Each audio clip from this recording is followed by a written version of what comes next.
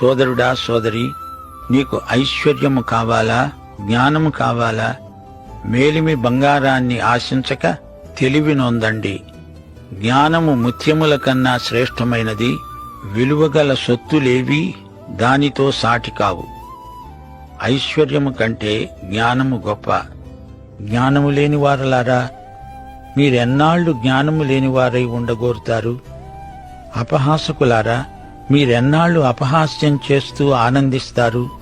బుద్ధిహీనులారా, మీరెన్నాళ్లు జ్ఞానమును అసహించుకుంటారు? నా గద్దింపు విని తిరగండి.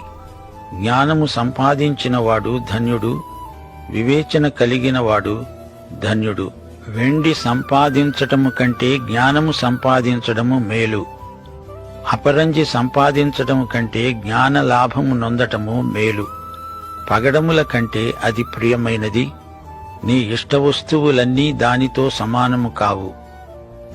బంగారము, వెండి, రత్నాలు కావాలంటే తవ్వాలి, గనులలో వెదకాలి.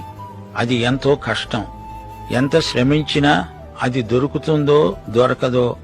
అయితే వెండిని వెదకినట్లు దానిని వెదకిన ఎడల, దాచబడిన ధనమును వెదకినట్లు దానిని వెదకిన ఎడల దేవుని గూర్చిన విజ్ఞానము మీకు తప్పక లభిస్తుంది.